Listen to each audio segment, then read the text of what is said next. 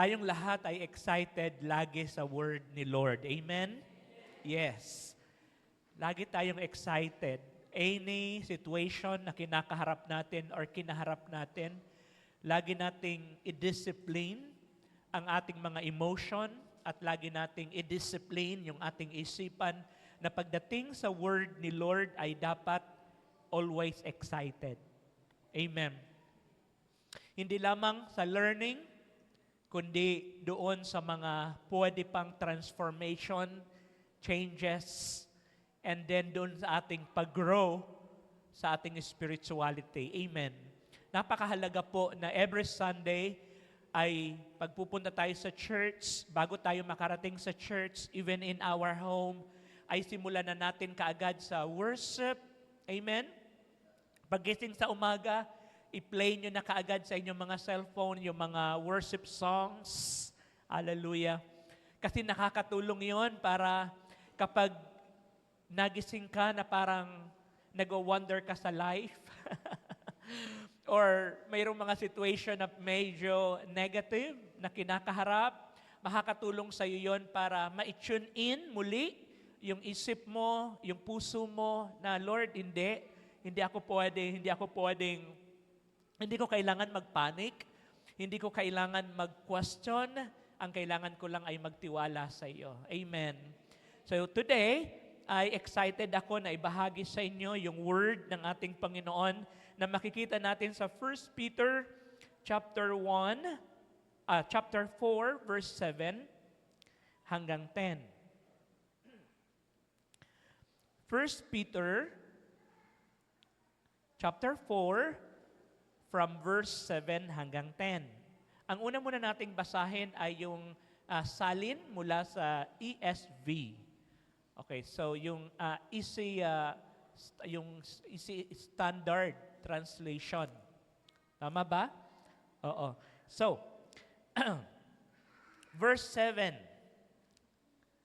Huwag kayong matakot kasi yung verse natin medyo nakakatakot. Pero yun ang binigay ni Lord. The end of all things is at hand. Amen? The end of all things is at hand. Ibig sabihin, pag sinabing at hand, talagang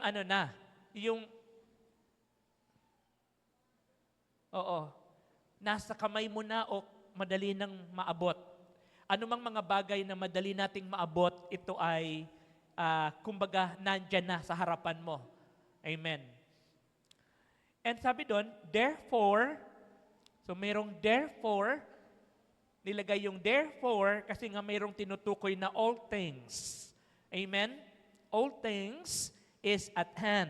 Therefore, be controlled. Be self-controlled and sober-minded for the sake of your prayers. In verse 8, above all, keep loving one another earnestly, since love covers a multitude of sins. Hindi po nakakapag-alis ng sin yung love, kundi kumbaga parang yung kasalanan ay natatakpan because of the love. Ibig sabihin, imbis na away, imbis na gulo kasi mayroong kasalanan, pero because of love, na-overcome natin. Pero hindi ibig sabihin na nawala na yung kasalanan mo. Andoon, pero hindi lang yun ang nangingibabaw kasi mas nangibabaw yung love. Amen? Oo. Siyempre sa tao kasi ito, tinutukoy yung relasyon ng tao sa tao. Since love covers a multitude of sins, verse 9, show hospitality to one another without grumbling. As each has received a gift, is it to serve one another as good stewards of God's varied grace. Tingnan naman natin yung salin sa NLT. Pero same lang din yung tinutukoy, yung pinaka-subject, pero tingnan natin, minsan kasi mas madaling maintindihan doon sa ibang mga salin ng Bible. So, tingnan natin sa NLT, 1 Peter 4, 7 and 10. The end of the world, so medyo medyo mas malinaw sa NLT, di ba? Kasi doon ay the end of all things, pero pagdating na sa NLT ay the end of the world is coming soon. So kaya nga sabi ko kanina, huwag kayong matakot, ha? So the end of the world is coming soon. Therefore, be earnest and disciplined in your prayers. Most important of all, continue to show deep love for each other, for love covers a multitude of sins. Cheerfully share your home. Share your home with those who need a meal or a place to stay. God has given each of you a gift from His great variety of spiritual gifts. Use them well to serve one another. Amen. Palapakan natin si Lord sa bagay na yan. Ang pag-uusapan natin ngayon ay living our call to faithful stewardship. Living our call to faithful stewardship. Pag-usapan natin ang mga bagay na ito base doon sa mga verses na ating binasa. So, kailangan muna natin uli balikan yung mga verses at kailangan nating unawain. Okay? Ang nagsulat ay walang iba kundi si Peter. Amen? At alam naman natin na si Peter ay isa sa mga faithful apostle ni Jesus Christ. At ito mismo ay ang kanyang audience ay ang mga Jewish people. Mga believers, mga Jewish people ang kanyang audience. Ang kanyang bungad ay the end of the world is coming soon. So, sa panahon ni Peter, hindi ko alam kung gaano ito katindi ang magiging impact nito sa kanyang audience. Pero sa panahon natin ngayon ay ang impact nito ay medyo agad-agad matawag yung iyong attention. 'Di ba? Kapag meron tayong mga napapanood, naririnig ng mga taong nagsasabi na malapit na ang pagdating ng ating Panginoon o pagtatapos ng mundo, tayong mga magulang, ang agad-agad na naisip natin, paano na kaya yung mga anak ko? Ganon din ba kayo mga magulang? Di ba? Yung mga kabataan siguro sabihin nila, wow, cool. Mga ganon, di ba? Yung mga ganon ang kabataan. Hindi kasi nila masyado yan siniseryoso. Amen. So, pag binasa natin ito ngayong umaga, ay yung magiging response natin ito ay depende sa kung paano mo ito iniintindi base sa salita ng ating Panginoon. Pwede mo kasi itong tanggapin na, okay, cool, kung darating na si Lord. Yung iba naman, salamat, matatapos ng paghihirap ko. Mga ganon, di ba? Oo, pero yung iba naman, sandali, di pa ako nakakapag-asawa. Di ba? Yung mga single naman, yung mga single, pag end of the world ang pinag-uusapan, ang agad-agad nasa isip nila, di pa ako nag-aasawa. Di ba? Yung ganun. Kaya yung minsan, ang biruan nila, habol na. Pwede na mag-asawa kasi malapit nang dumating si Lord. So, pwede na magbigay ito sa iyo ng parang pag-aalala. Pwede rin ito na magbigay sa iyo na parang madaliin ang mga bagay-bagay. Oo, kasi nga malapit nang dumating si Lord. The end of the world is coming soon. Pero sa aking tingin, ang tinutukoy ni Peter ay hindi naman talaga yung katapusan ng mundo.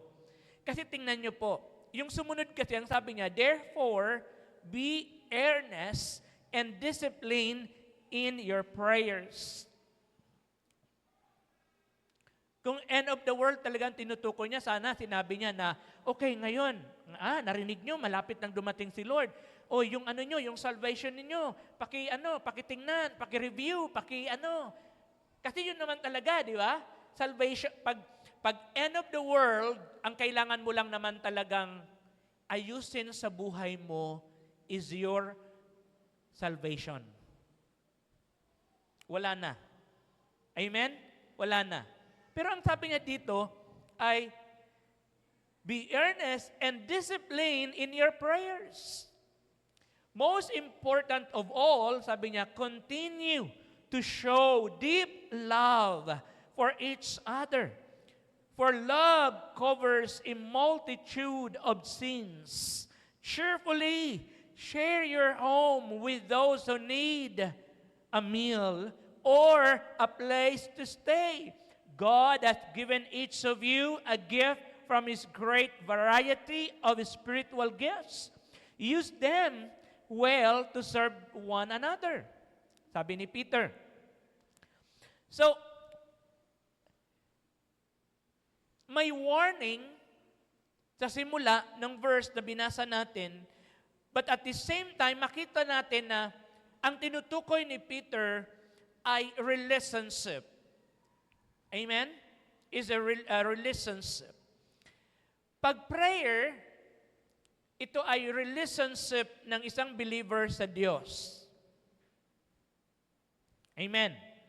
Pero yung next na sinabi niya, sa verse 8, most important of all, continue to show deep love for each other. Tingnan niyo po, parang ang ayos ng sinuturo ni Peter ay parang yung cross. 'Di ba? Yung sa cross, ano ang tawag sa ano nito? Itong pagganito. Horizontal o vertical? Horizontal, yung paganyan. Yung vertical ay yung patayo. Tama? Okay. So, yung prayer ay horizontal. Tama po ba? Okay. Yung love, vertical. Yung prayer. Kasi kay God, vertical. Then yung love ay horizontal. Amen? Kasi ang sabi ni Peter, malapit nang magtapos ang mundo, kaya disiplinahin ninyo ang inyong mga sarili sa inyong panalangin. Vertical. Amen? Ayusin, disiplinahin ang bagay na ito sapagkat ang panalangin ay ito ay relasyon mo sa Diyos. Amen. Pero yung love, ang sabi niya ay magmahalan kayo. Ipakita ninyo ang malalim na pag-ibig sa isa't isa. Hindi niya sinabing magmahalan lang, kundi sabi niya, show deep love for each other. Bakit daw? Kasi yung love ay kahit yung kapwa mo ay nakagawa sa iyo ng mali, yung kapwa mo nakita mong nakagawa ng kasalanan, because of love, hindi ka magiging judgmental. Because of love, maa-accept mo pa rin kung sino sila, kasi all of us naman ay sinners, pero yung sin na mayroon tayo ay hindi yun naging hadlang sa ating Diyos para tayo ay mahalin. Amen po ba? Oo. So kaya, yung love ay yung kasalanan ng tao ay hindi siya nadadala yung tao doon sa parang last mo na yan. Kumaga parang huling buhay mo na yan. Kundi because of love, nakakapagpatuloy sa buhay ang tao. Amen po ba? Then, dahil daw tayo ay nagmamahal at malalim na pagmamahal, ang malalim palang pagmamahal, mayroong malalim na resulta at magandang resulta. Kapag malalim pa lang pagmamahal na ipinapakita natin sa ating kapwa, yung mga kasalanan ay napapagtakpan because of the love. Then pangalawa ay yung ating tahanan ay nagiging bukas para sa iba. Amen. Walampakan nga natin si Lord doon. Yung ating tahanan, kaya sabi niya, cheerfully share your home. Hindi ibig sabihin na share your home na hati-hatiin mo ang bahay mo at no, ang sinasabi doon, maging bukas ang iyong tahanan sa iba. Dahil nagmamahal ka. Iwan mo ba? Dahil ikaw ay nagmamahal, malalim ang pagmamahal mo sa kapwa mo, kailangan bukas din ang tahanan mo sa iba. Hindi lamang po tahanan. Bukas din ang iyong ref. Bakit? Kasi na doon sa ref yung meal. Amen. Oo, yung pagkain. So, ibig sabihin, pagbukas ang iyong tahanan, ang pagkain ay hindi tinatago. Make the food available sa lahat. Amen po ba? O, palapakan natin si Lord sa bagay na yan. Oo. Then, ano pa? Bukod doon, bukas din ang iyong tahanan para daw ang tao ay kung kailangan niyang magstay at wala siyang matuluyan, ang tahanan mo ay maging tuluyan din ng ibang tao. Amen. Pero ingat ha, ingat. O baka mamaya kasama sa adik yung pinapatuloy natin. So, ingat doon. Okay. So next, ano pa? God, ito yung maganda sa verse 10. God has given each of you a gift from His great variety of spiritual gifts. Use them well to serve one another. Okay, ang galing. Alam niyo kung bakit? Dito sa verse 10, hindi ka pwedeng magsabi kay Lord na, wala akong time sa prayer. Wala akong time sa ating communication, Lord. Hindi ko kayang magpakita ng pagmamahal sa ibang tao. Hindi ko kayang buksan yung tahanan ko para sa iba. Hindi ko kayang mag-serve ng food para sa iba. No, ang sabi ni Lord, ang bawat isa sa inyo, binigyan ko kayo ng inyong kakayanan. May iba't iba tayong kakayanan. Meron tayong mga gifts na binigay ni Lord. Sabi ni Lord, yung mga gifts na yon, gamitin niyo yon to serve well. Kaninong tinutukoy ni Lord na to serve well? Babalikan mo yung verse 7. Sinasabing to serve well, hindi tinutukoy yung para lamang kay Lord, but number one, si Lord, of course, amen? Pero pag tinignan natin yung verse, to serve well, ibig sabihin sa mga taong nakapaligid sa atin. Amen po ba? Kasi ang tunay na Kristiyano ay talagang hindi yan mapapatunayan sa pagsasalita lamang ng mga salitang mga makasimbahan, yung mga praise God, hallelujah, yung mga ganon. Yung tunay talagang Kristiyano ay yung tao na nagmamahal sa kapwa, bukas ang tahanan para sa iba, hindi ipinagdadamot ang kanilang pagkain para sa iba, at bukas ang kaniyang puso para magmahal at magmalasakit sa isa't isa. At sa pamamagitan nun ay nakakapag-serve tayo. People of God, balikan ang title. Amen? Balikan natin ang title. Living our call to faithful stewardship. Madalas, ang naririnig natin about stewardship ay yung mga bagay-bagay. Although kasama yan.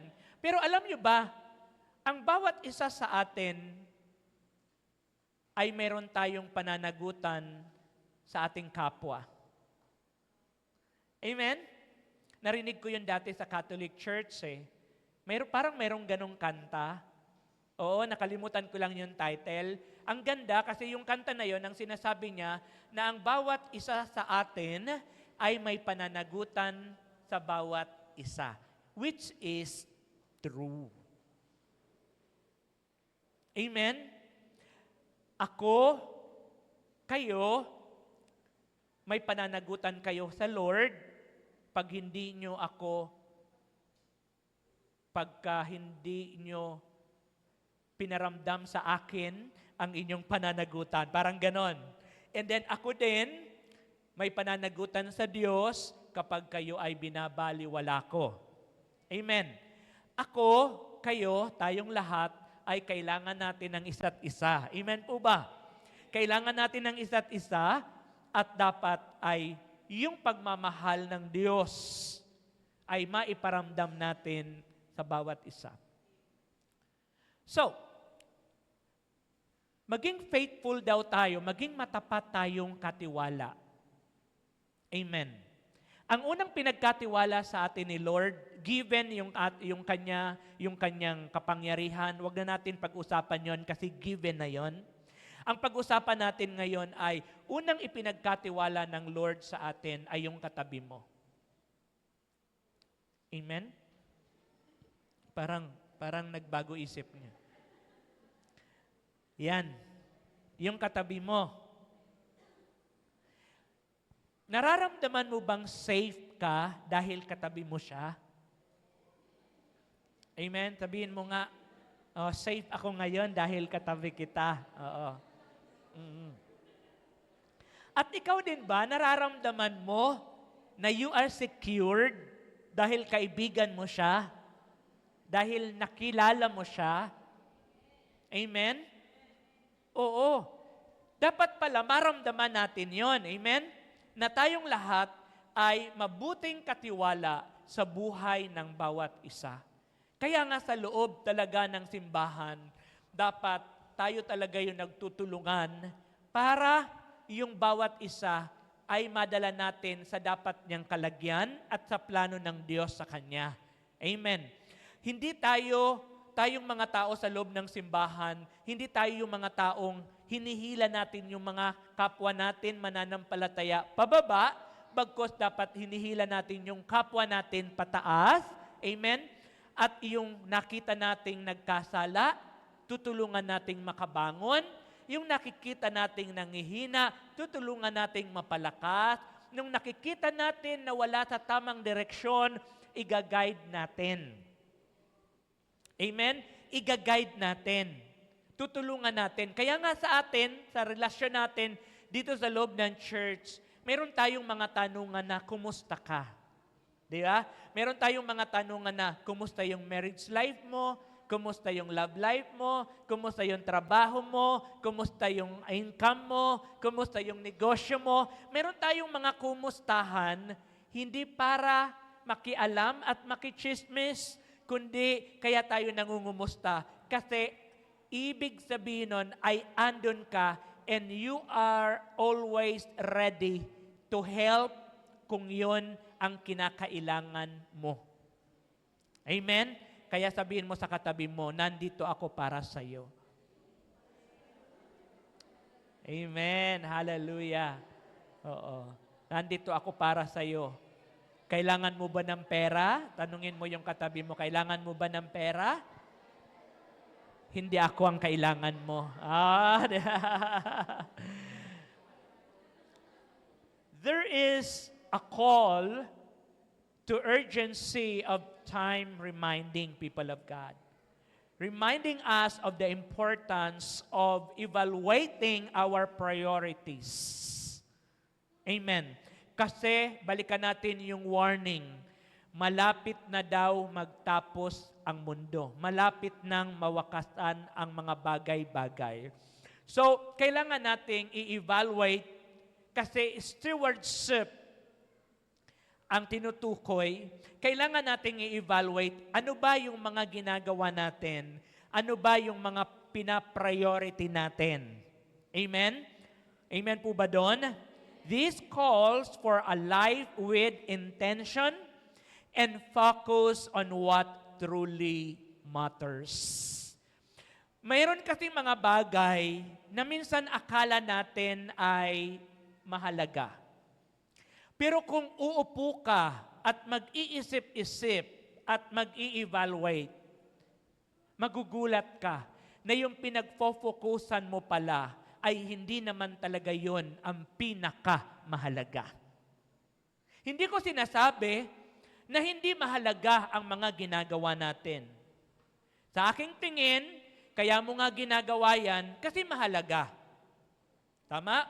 Pero, ang nais ng Lord, dahil yung time ay umiiksi na, yung panahon ay nalalapit na, ang nais ni Lord ay mag-evaluate tayo. Tingnan natin yung ating mga ginagawa. Tingnan natin yung mga pinaglalaanan at pinagbubuhusan ng ating oras, lakas at panahon. Baka kasi yung mga bagay na yon ay hindi naman talaga magmamatter pagdating sa iyong eternity. Amen. Kaya ngayon, lalo na pagdating sa politics, huwag na masyado mag-focus sa mga balita. Amen? Dahil sa panahon na ngayon, Biblia na lang ang totoo. Amen? Ang daming fake na news. Yung mukha, sabi nga doon, pag sa profile, ito yung itsura. Nung magkikita kayo, nagulat ka. Bakit ganon ang itsura? Amen? Oo. Bakit? Kasi, ano ba yun? Yung pang ano? Oo, di ba? Sa Facebook, mayroong ganyan. Yung sa camera pa, depende rin sa camera, di ba? Yung mga ganon. Sa mundo ngayon, tanggapin na natin ang katotohanan na sa mundong ito, kahit yung hindi magkahawak ng kamay, kahit yung magkahiwalay, pwede na mag-ipagtabi ng dahil sa technology. Yung hindi magkahawak ng kamay, pwedeng maging magkahawak ng kamay ng dahil sa technology. Amen? Ang dami na ngayon na hindi mo talaga mapaniwalaan. Tanging salita na lamang ng Diyos ang totoo na dapat paniwalaan. Amen po ba? Palakpakan natin si Lord sa bagay na yun. So people of God,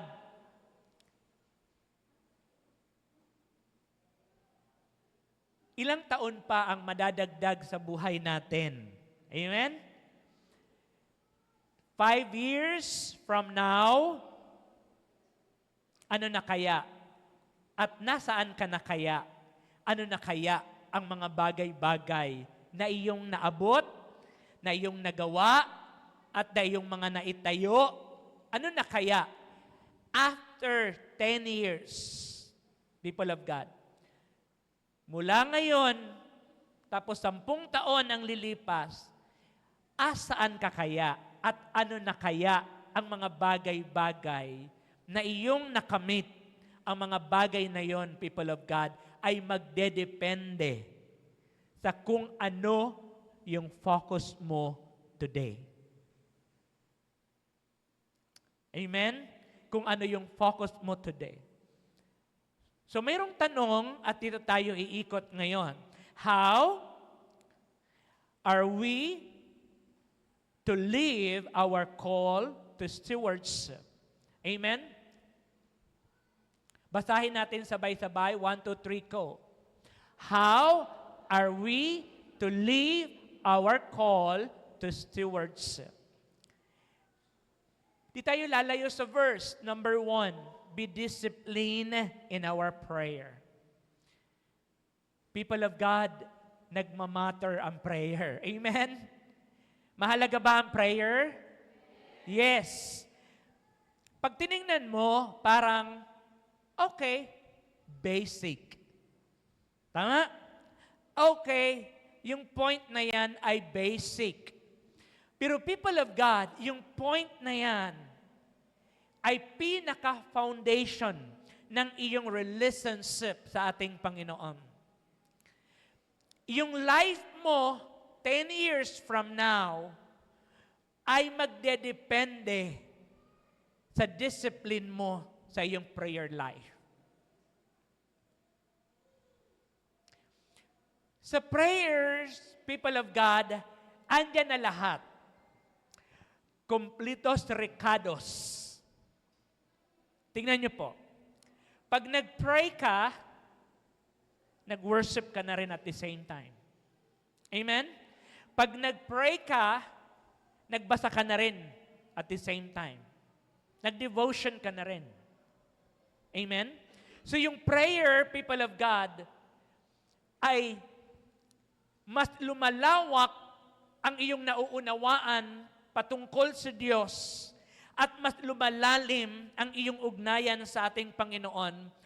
At sa pamamagitan ng prayer ay nalalagay ka sa tamang landas at nade-direct ni Lord ang iyong tamang landas na dapat tahakin kapag ikaw ay nananalangin. Palakpakan natin si Lord sa bagay na iyon. Tingnan niyo po. Balikan natin si Jesus Christ, our model. Si Jesus, wala siyang ginawa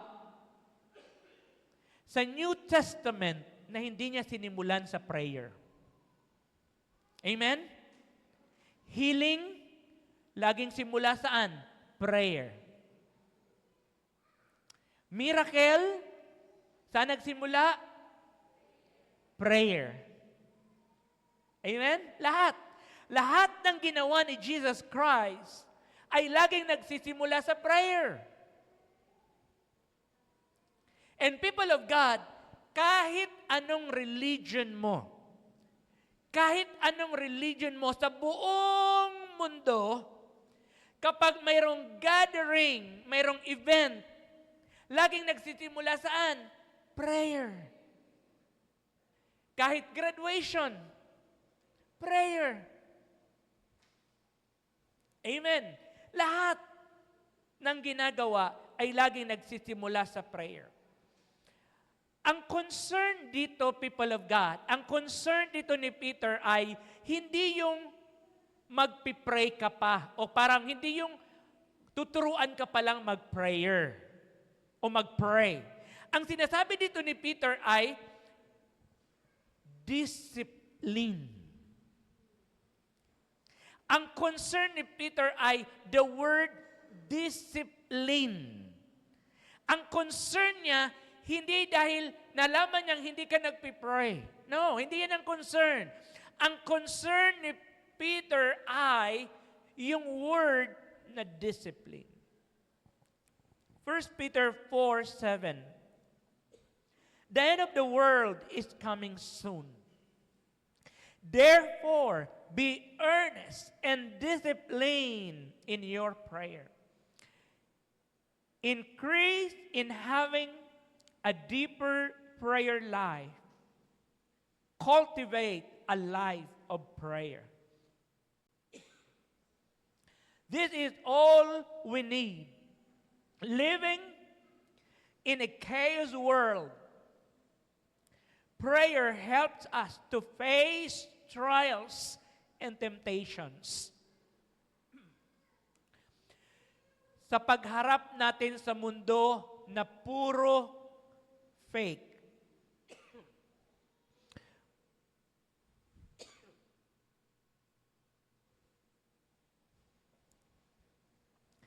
pagharap natin sa mundo na puro kasinungalingan, ang prayer ang pinakamahalagang sandata. Amen. People of God, ang ating church ay grabe yung ating commitment pagdating sa soul winning. Amen? All Harvester Church. Laging may encounter, laging may winning souls.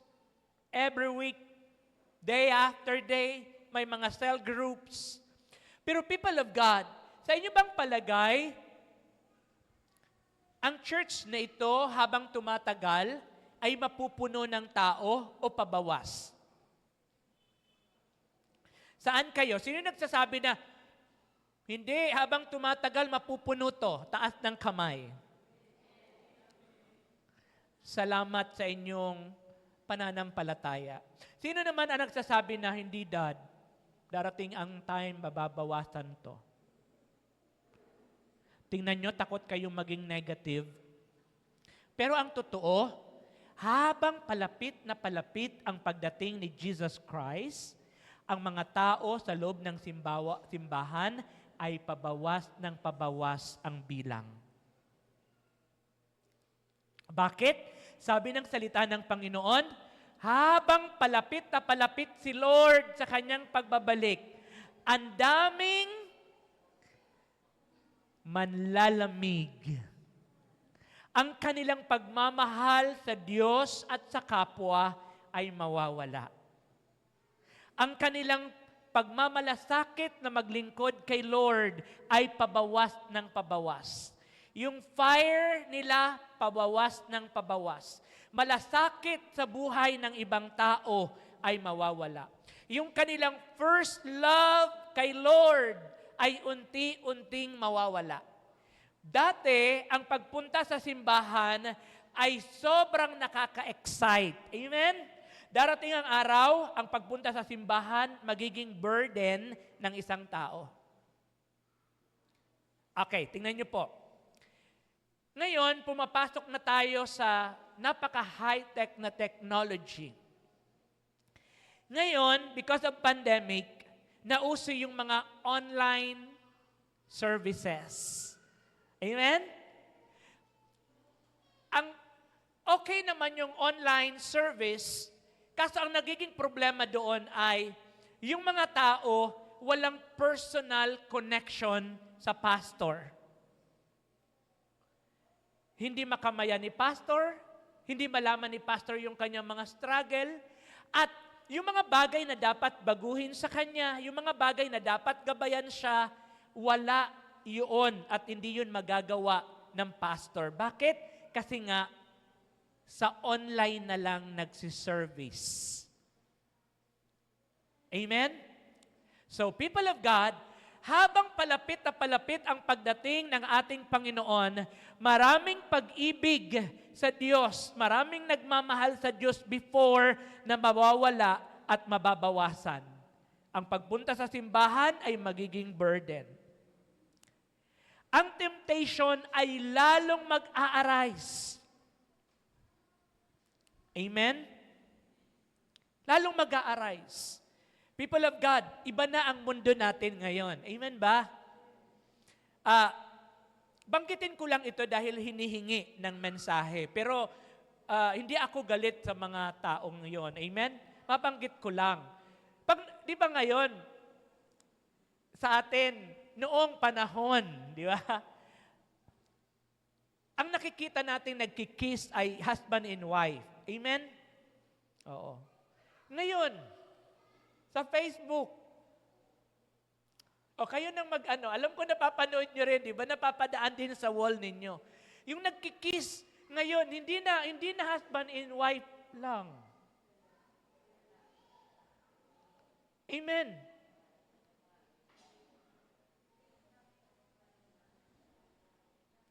Basta yun na yun. Grabe. Sobrang magugulat ka na lang, di ba? Gulat ka. Yung temptation ngayon, grabe. And people of God, habang palapit na palapit si Lord, yung mga tao, nawawalan sila yung kanilang pag-ibig sa kapwa. Yung sinasabi dito ni Peter, wala na yun. Di ba nakita nyo yung binabaril, di ba? Nakita nyo yung pagbinaril. Dati, pagbabae, hindi talaga sinasaktan, di ba? Ngayon, lalaki yung killer, babae, pinapatay. Noon, wala. Nung panahon ng mga lolo natin, wala kang mabalitaan na ganyan. Pero sa panahon ngayon, grabe. People of God, wala nang say. Tanging presence na lang ni Lord. So, bakit kailangan ng prayer? Bakit disiplinahin mo yung sarili mo sa prayer? Kasi people of God, kapag disiplinado ka sa prayer, all temptations ay kaya mong i-fight, amen, sa pamamagitan ng prayer, dahil kapag ikaw ay nagpipray, ini-empower ka ni Lord. Kapag ikaw ay nagpipray, tumatawag ka sa powerful God.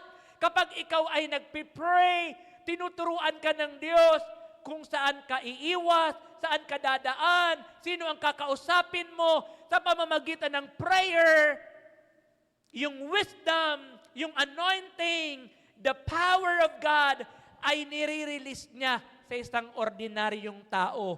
Kaya yung tao na yon ay nagiging matagumpay.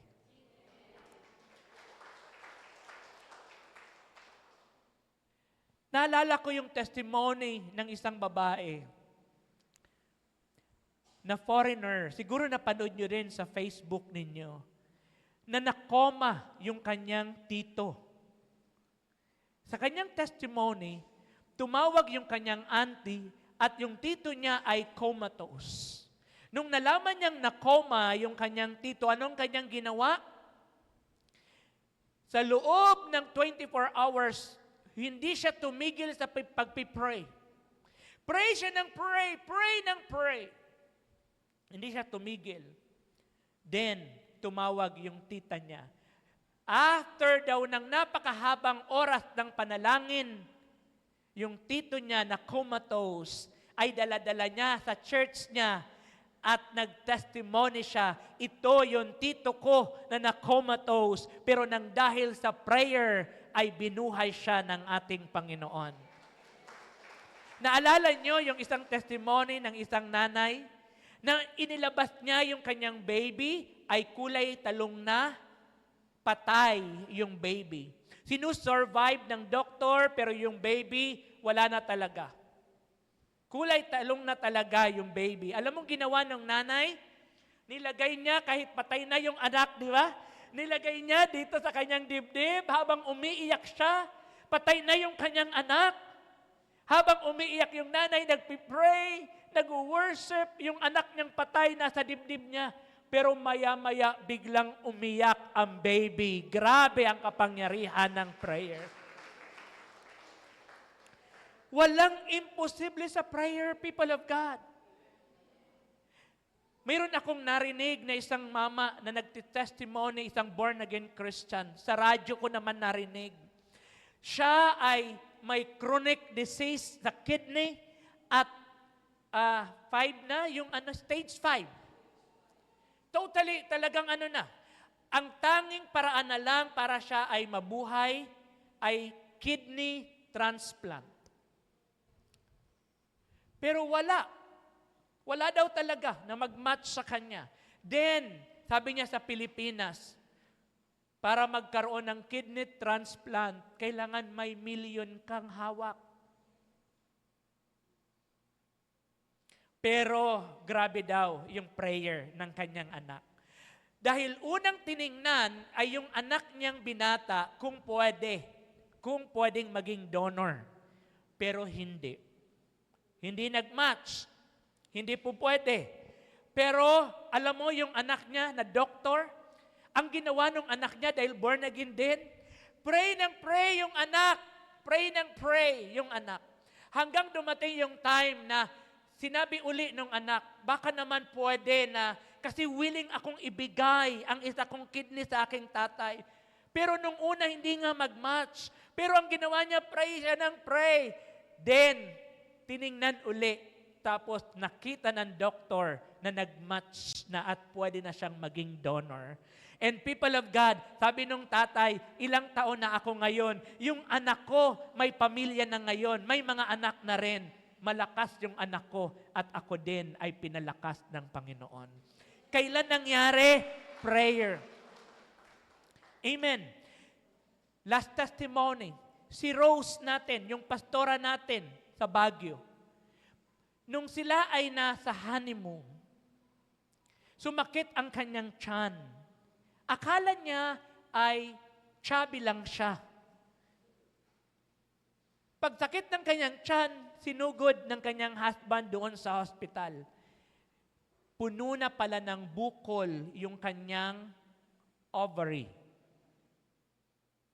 At kailangan nang tanggalin.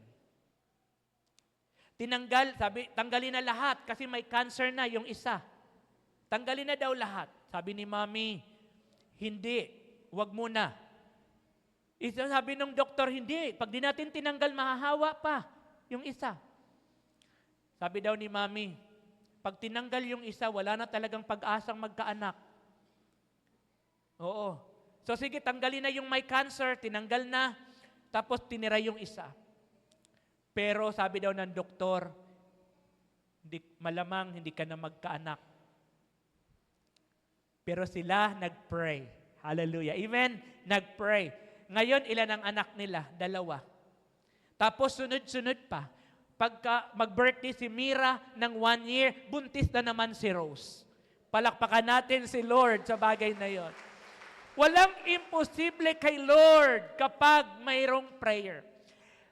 Bakit kailangan ng discipline pagdating sa prayer? Kasi ang prayer, people of God, relationship mo yan kay Lord. Ibig sabihin, isang bagay na hindi dapat mapuputol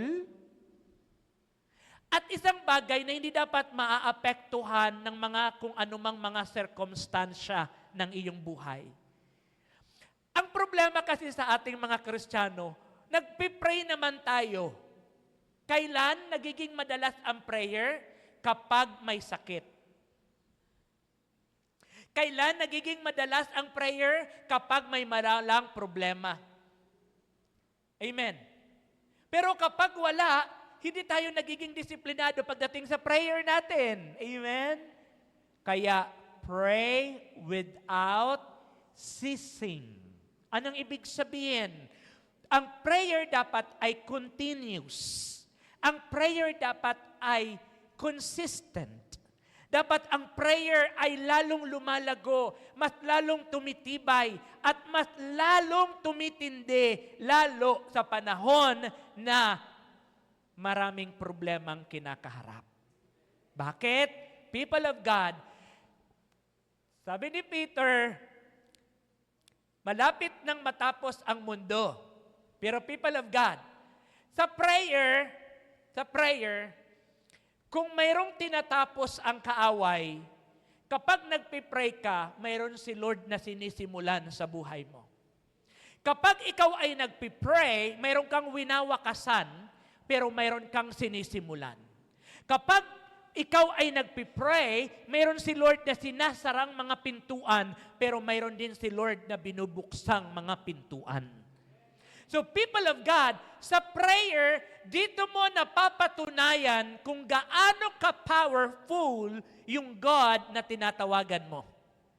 So without prayer, kung hindi continuous, kung hindi consistent ang iyong prayer life, magkakaproblema ka dyan. Amen? Dahil ang temptation ay lalong tumitindi sa mundong ito. Palakpakan natin si Lord.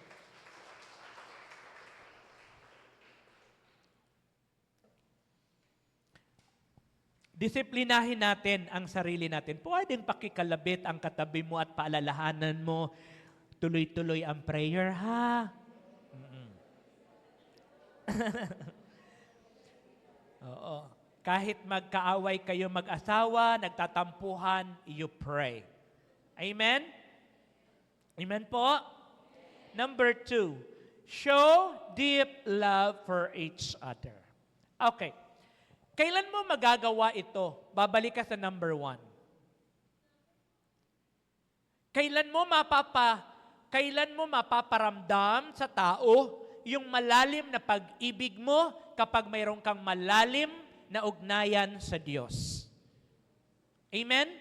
Kung hindi malalim ang iyong ugnayan sa Diyos, hindi malalim ang pagmamahalan mo at ni Lord, kayong dalawa ni Lord, hindi mo mapaparamdam ang tunay na pagmamahal sa iyong kapwa. Amen. Most important, sabi sa verse 8, most important of all, continue to show deep love for each other. Love, yung love, hindi lang basta love. Anong sabi doon? Deep love. Lahat naman tayo nagmamahal. Tama? Lahat tayo nagmamahal. Pero ang tanong, malalim ba yung pagmamahal na ipaparamdam mo sa iyong kapwa? Kasi di ba minsan ang pagmamahal natin, yung pagmamahal na ibinibigay natin sa ating kapwa, parang alam mo lang yun, mga ordinaryong love. Amen? Pero ang sabi dito ay deep love sa bawat isa. Ano yung deep love? Ito yung love na may pag-unawa. Ito yung love na may acceptance. Ito yung love na na hindi ka nagiging judgmental. Ito yung love na ano? Willing to help. Willing to understand. Anong love ang kailangan ng tao? Willing to support. Tayo mga tao, nagsasabi tayo, mahal kita. Mahal kita, kapatid.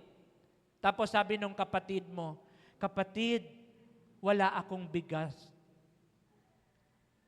Sasabihin mo, God bless you, kapatid.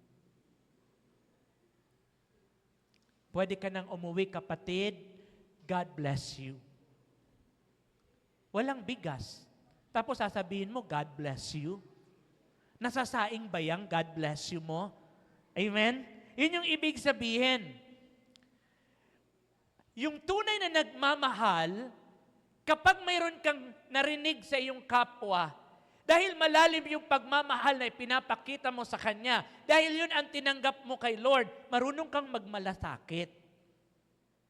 Yung pagmamahal na may malasakit. Kasi ngayon, wala na yun. Amen? Sa mundo ngayon, wala na yun. Amen po ba? Yes. Wala na ngayon yun. Kukunti na lang ang mga taong mayroong ganyan. Sana isa ka doon. Amen? Ano ang sabi doon? Above all. Higit sa lahat, people of God, keep loving one another. Amen? Keep loving one another. Patuloy tayong magmamahal. Amen? Grow in love. It can heal relationships and cultivate forgiveness. Amen? Tama po ba doon? Oo. Kapag lumalalim at nag-grow sa iyong pagmamahal, people of God, ay yung forgiveness nagiging madali na sa iyong ibigay. Practice forgiveness and seek reconciliation in their relationships. Amen po ba? Sa loob ng tahanan. Sa loob ng tahanan. Dapat ang ating tahanan ay yung mga taong kasama natin ay hindi natin pinapaikot sa ating kamay. Lalo na tayo na mga magulang. Amen? Dapat maramdaman nila na sila ay malaya. Meron kasing pagmamahal na mali, nakakasakal. Amen? Yung halimbawa, mahal kita, asan ka na? Sino kasama mo? Sino katabi mo dyan? Bakit mo ginagawa yan? Mahal kita. Anong oras ka uwi? Wala na. Anong klaseng pagmamahal yon? Wala naman palang tiwala. Amen? Amen ba? Tapos sabihin mo, mahal kita. Tapos yung mahal mo nagtanong sa'yo, ano kaya pag ginawa ko to? Ikaw ang bahala ka. Huwag tanong ng tanong. Gawin mo na lang kung ano gusto mo. Kala ko ba mahal? Dapat pag may mahal, may suportahan. Amen? Di ba, lalo na sa relationship ng mag-asawa, tayong may asawa, hindi naman lahat ng iba-iba ng antas ng galing. Amen? Mayroong ikaw magaling ka sa ganito. Yung asawa mo naman, ito naman yung husay niya. Hindi naman siya magaling sa ganyan. Amen? So, ikaw na asawa, dapat kung nakita mo yung asawa mo na mahina siya sa bagay na ito, tulungan mo siya na yung kahinaan niya, one day, maging kalakasan niya. Amen po ba? Yung kamalian niya, one day, maitama niya. Amen po ba? Tulungan mo siya. Pero yung pagpupuna, yung pag-aayos na dapat constructive na pagtuturo. Ibig sabihin, yung pagtuturo na hindi naman siya nadidegrade. Meron kasing ako na nga dyan, hirap sa'yo, bobo mo. Di ba? Mali yun, di ba? Ako na nga dyan, umalis ka nga dyan. Dali-dali lang yan eh. Hindi mo magawa. Madali sa'yo kasi magaling ka doon. Amen? Pero yung asawa mo, hindi siya magaling doon. Kung gusto mong matuto yung asawa mo, dapat sabihin mo, hindi ka talaga magaling yan. Sige, ganito, pakita ko sa'yo, ako ang gagawa. tingnan mo ako muna ang gagawa. Or, sige, tayong dalawa ang gagawa. Tulungan kita. Tulungan mo rin ako. Sa pamamagitan nun, hindi niya nakita yung kahinaan niya. Bagkus ang nakita ng asawa mo, yung opportunity na matuto siya mula doon sa kanyang kahinaan. Amen? Kasi minsan tayo, pag willing tayo magturo, alimbawa sa mga anak natin, anak, ano ba yan? Di ba sabi ko sa iyo, gisa, bakit sinigang mo yan? Mga ganyan, di ba? Ano ba yan? Hindi ka magaling, hindi ka maano. Kapag laging ganun ang tono ng ating pananalita sa ating mga anak, yung mga anak natin, natututo, but at the same time, nasusugatan. Natuto nga. Ang dami mo namang sinabing pangit. Di ba? Di ba may mga nanay din na nagtuturo? Halimbawa, sabi nung nanay, ano to? Sabi nung bata, pero pala, pala. Bisaya pala siya. Pala yun. Sabi ganun. Ano sasabihin ng nanay? May kapitbahay kaming gano'n. Naawa talaga ako sa bata. May hawak na ruler yung nanay. Nakikita ko sa bintana. Sabi nung, Bisaya yung nanay. Tama yung pronunciation ng bata. Pero yung nanay, yung sabi ng bata, sabi ng nanay, Bisaya yung nanay. Ay, napasa. Grabe talaga. Sabi ko, grabe yung mga nanay, kurot dito, hindi ka marunong, hindi ka matuto. Sige. Wala. Isang araw, natuto yung anak mo. Dahil tinuruan mo. Pero mas madaming sugat ang naiwan sa loob kasi mali yung pagtuturo mo. Amen? Oo. So yun ang natin. Magagawa natin yun kung talagang yung pagmamahal ay malalim. Pero babalik ka sa number 1. Discipline yourself pagdating sa iyong prayer dahil prayer is your relationship kay God.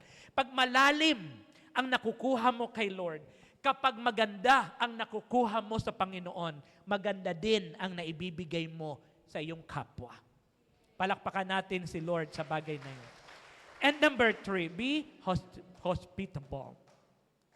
So, sabi doon, cheerfully share your home. Malapit daw matapos. Cheerfully share your home with those who need a meal or a place to stay. Dito, mayroon ditong struggle, yung mga taong ayaw i-share yung home sa iba. Amen? Siguro ang Ronquillo family, wala kayong problema dito. Amen? Kasi kayo talaga bukas ang inyong bahay. Sila Sister Lorna din, siguro Brother Mike, kasi kayo, alam ko may mga inadapt na rin kayo before, di ba? May mga pinatira na rin kayo sa bahay. Sa amin din, hindi naman siguro mahirap sa amin kahit na medyo stricto ako. Kasi tumagal naman si Jay, tumagal naman si Paul, tumagal naman si Joy, tama? Bakit Joy, parang galit ka Joy? May galit ka ba? Hindi naman, so wala na. So, tumagal naman sila. Mapuna lang ako, pero very loving naman ako. Tama, Jay? Parang napilitan si Jay, sabi niya. Nanginginig siya di ba? Pero alam niyo, people of God, ang sinasabi kasi dito, pag sinabing maging hospitable, hindi lamang ito doon sa natututunan natin na bukas ang bahay, mag-share na. Hindi po yun lang ang ibig sabihin nun. Yung bagay na ito, people of God, ay napakahalaga ito dahil ang ini-establish mo dito is your connection. And people of God, ang success ng isang tao ay laging nakadepende kung kanino siya nakakonect. Amen? Amen mo ba? Ang blessing ng isang tao ay nakadepende siya kung kanino siya nakakonect. And people of God, aminin natin ang katotohanan. Lahat ng mayroon tayo ngayon ay lumalago, dumadami, lumalawak kasi dumadami, lumalawak din yung ating connection. Tingnan mo. Simple lang na illustration. Try mo lang na magbukas ng tindahan. Pero ikaw yung tindera na laging galit. Tapos nakasimangot. Pag tinanong ka, magkano to? Bibili ka ba? Tanong ka ng tanong eh. Bumili ka na kung ano. Di ba mayroong mga ganon? Sa Facebook, may tindera ng isda. Di ba? Nakita ko yon. Yung babae, laging galit. Amen? Pagka ganyan, people of God, pag nagtayo ka ng tindahan at hindi ka palangiti, di ba? Wala kang na-establish na connection, buwan lang, ubusin mo na paninda mo. Kasi ubus yan, panis yan lahat. Amen? Sa aking tingin, lalo na, siguro magandang halimbawa din sa mga negosyante nating kapatiran. Siguro si Brother Noel mag-a-agree sa akin na yung success ng kanyang business ay nakadepende sa kanyang pakikipagkapwa-tao. Napakahalaga yon. Our smile, napakahalaga yan. Yung ngiti mo lang, people of God, napakahalaga yan. So ang tinuturo dito, yung success, people of God, nating mga tao. Kasi ang sabi doon, maging good stewards daw tayo. Tama? So yung stewardship na inintrust na binibigay ng Lord sa atin, people of God, ay nakadepende yan. Mapapalago mo yung mga bagay-bagay na nasa sayo. Depende kung ikaw ay mayroong magandang connection, tamang connection sa mga tao sa iyong paligid. Pero magagawa mo yon ng number 3, number 2, babalik ka sa number 1. Dapat may discipline sa prayer. Amen? Okay, number 4, tapos na po ako. Then, recognize your gifts. People of God, recognize your gifts. Ibig sabihin, the ability na binigay ng Lord sa atin. Anong ibig sabihin? Kaya mo na magdisiplina ang sarili mo sa prayer. Kaya mo ang magpakita ng pagmamahal sa kapwa. Kaya mo ang mag-connect sa iyong kapwa. Kaya mo yan. Bakit? Yung tatlong abilities na yan, ibinigay yan ni Lord sa bawat isa sa atin. Amen.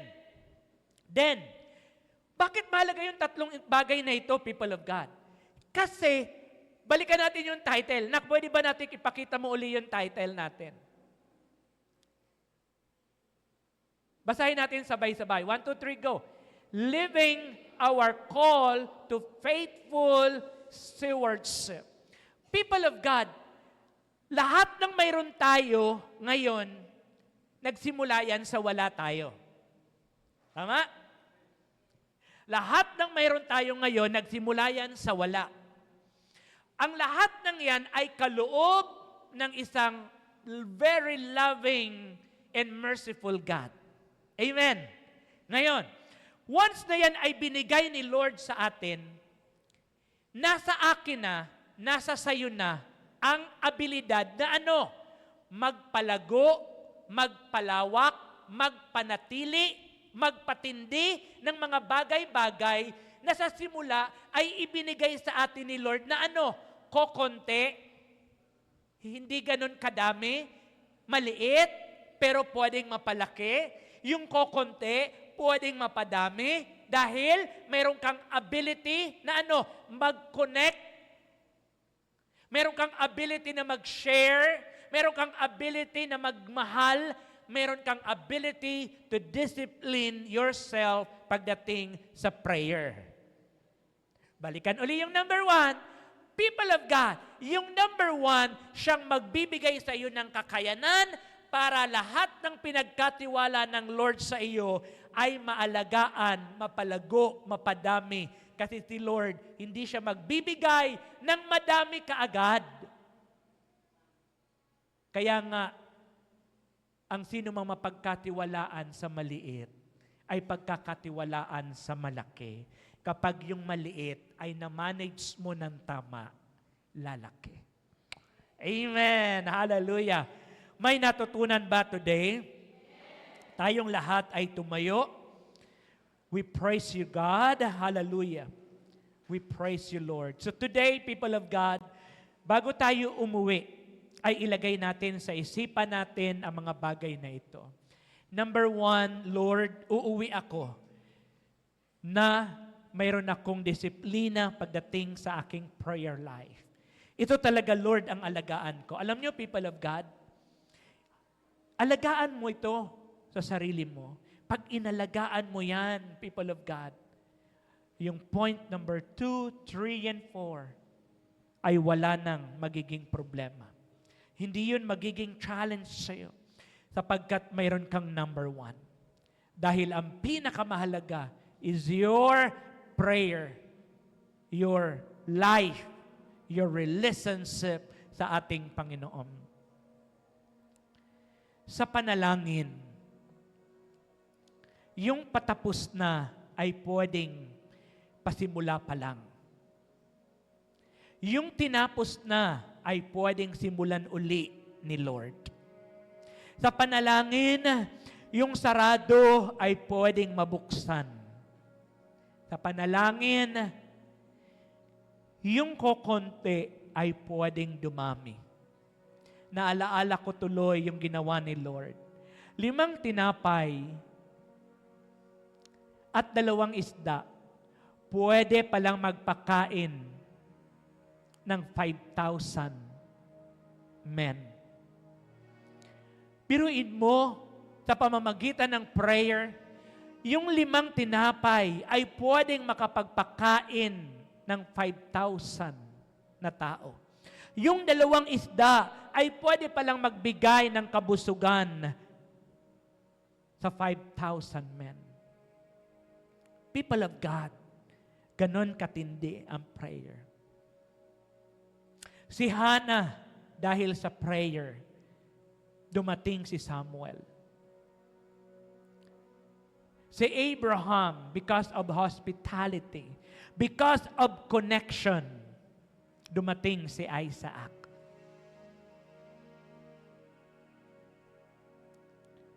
Si God the Father, because of His great love, dumating ang God the Son, our Savior, the Redeemer of our soul. People of God, napakahalaga ng prayer. Today, pwede ba na tayo ay mag-i-group natin yung ating mga sarili, 5 tao sa bawat group, at pwede ba tayong maghiwa-hiwalay? Pwede ba na yung mga mag-asawa maghiwalay muna at hanap muna babae sa babae, lalaki sa lalaki? Hallelujah.